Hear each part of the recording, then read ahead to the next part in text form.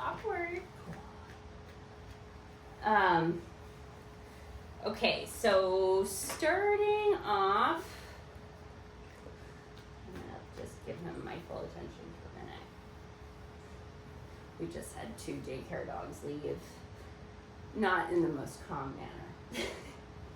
So, alright. So, first things first is stillness.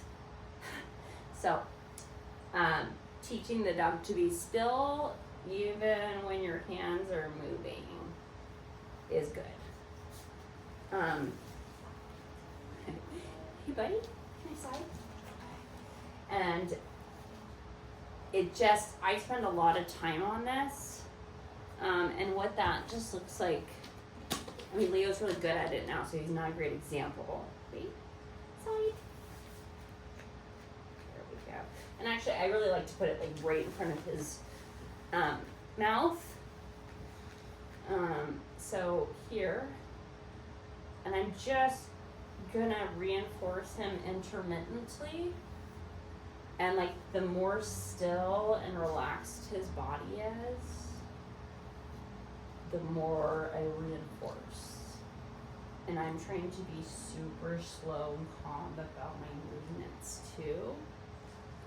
If he was wiggling, even if his tail started wagging, which I mean that's not a bad thing, but I just really want to reinforce calmness. It's okay for him to be happy, obviously, but I just find the more like zen they are, the easier it goes. Because even if you are really happy, excited, that can switch if it's like if you're super excited and all of a sudden somebody clips your nail and cuts it quick, you're probably more likely to get a little bit snippy. So that's what this looks like, or how this goes. Picking your time of day, I like to do this, like, especially like in the middle of the night, honestly, so like dog is exhausted, okay? So we got super nice stillness. Another part of teeth brushing is just hands coming around here. Jasper really struggles with that right now. He's just slicking and crazy, so just doing a lot of things like this. Pretend you have voodoo powers and spirit fingers. And then, once he's totally fine with that, then I will do a little bit more intrusive, which can look like just this. Okay.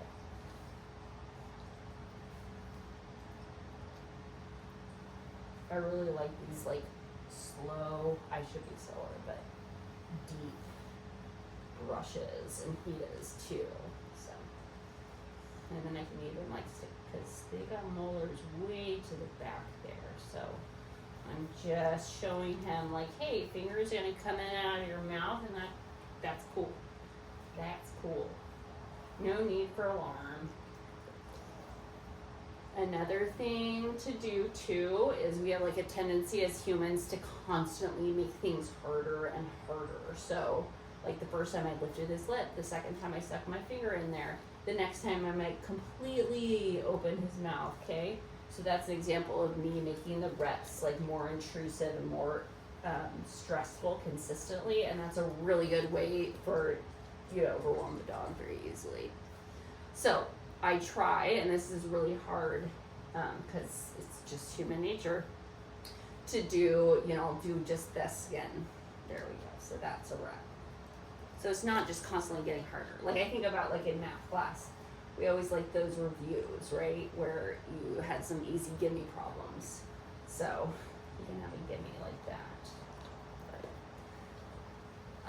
Okay, another thing that you can do with just your fingers is start to mimic how a toothbrush will move around in there.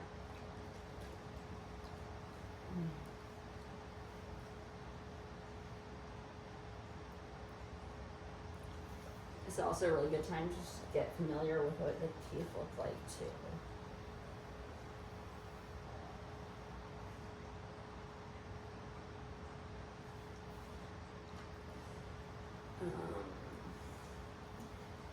gonna also look in the front, touch those front ones. So you're just really getting them used to like things being in their mouth, rubbing, moving it in different ways. So stuff like that. Obviously Leo's super used to this and is chill with this. In the beginning, you're looking for the smallest stress signs, like him pulling his head away, extra lip licks, if he's looking away, ears going back, body tension, whale eye, like the whites of their eyes, yeah, all that stuff. And you don't want to push through that. I wouldn't. I think you get further faster if you go the dog's speed. So for Jasper, that might mean the first few sessions, literally you just get him on with his side, you have a second of quiet, and that's it. But the more you do this, he'll like get in the zone. Auto zone. Leo zone. Sorry, I'm fucking. Yeah. So that's all handsy stuff. Then you can introduce the toothbrush. He sniffed it right there. I would really get him used to just like this kind of stuff first. Okay? And you can wear gloves if you think that's gross.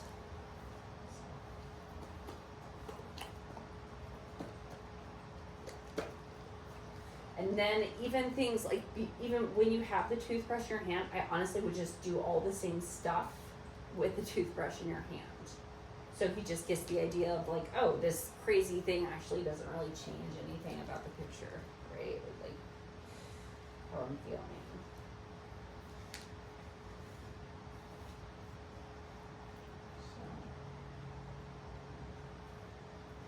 So just doing the exact same stuff, but with the instrument in my hand.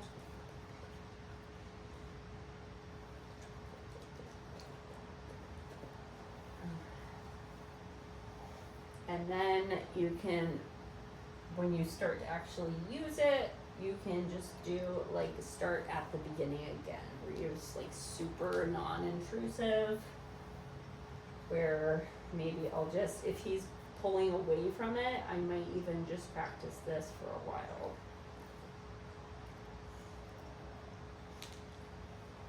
I don't like to wrestle with like a writhing, like that is, I don't know, maybe having dogs that are fearful of restraints has made me go over the top, but I just hate any sort of resistance. So I care a lot that I do this and go slow. So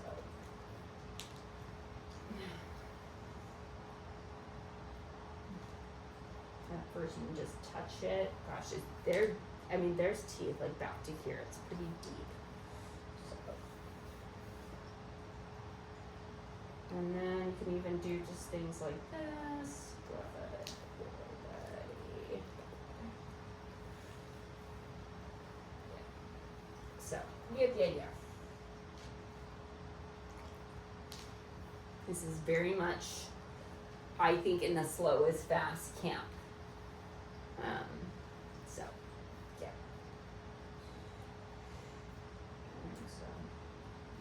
Then you'll finally get to the point of like, and then we introduce this too. I probably would just start with it on my finger. I don't think this is open. Anyway, I would start, like put the toothbrush away again, go like this. Every dog's different, so some of these steps you might breeze through, and then others you might have to take a long time, so.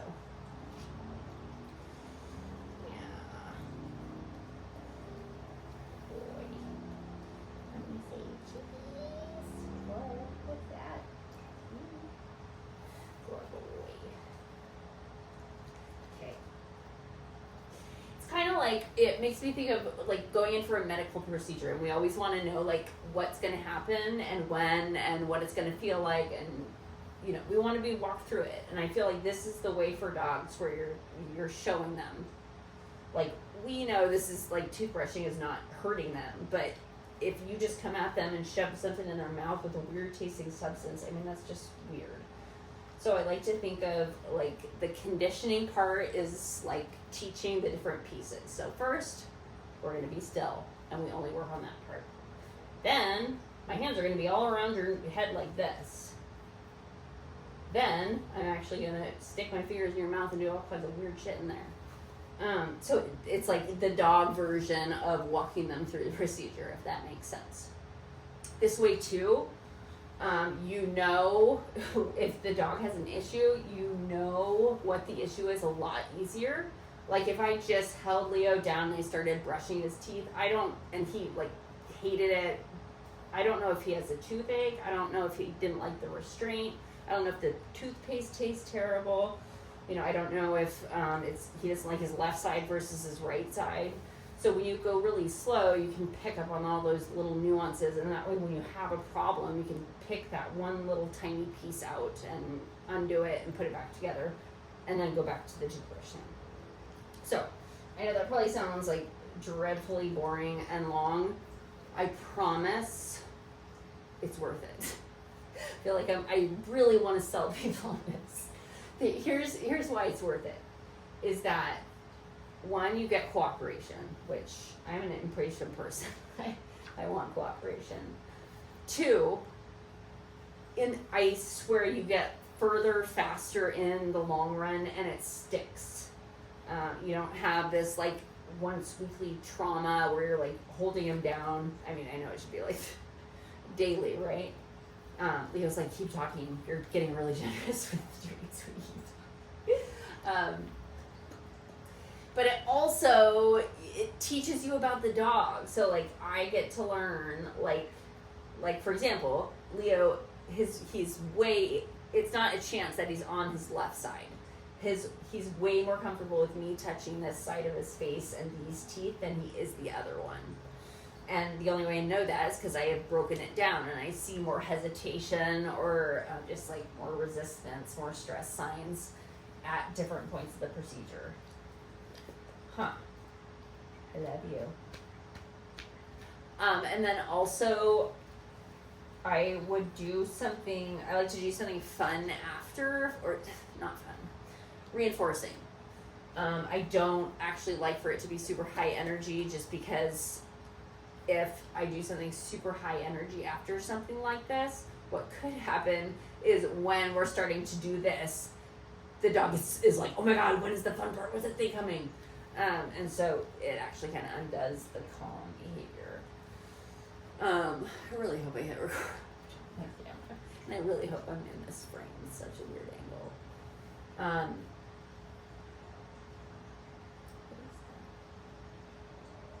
Oh, and I said something fun at the end. So in this case, that could be something, we're actually going to go on a walk somewhere, I think. But something like a lick mat, I don't know, a food puzzle, something that's good. Because I always just I like the less fun thing to predict something good. So, yeah. Reward at the end. Huh. Can I help you? I'm sorry, that was kind of mean. Alright.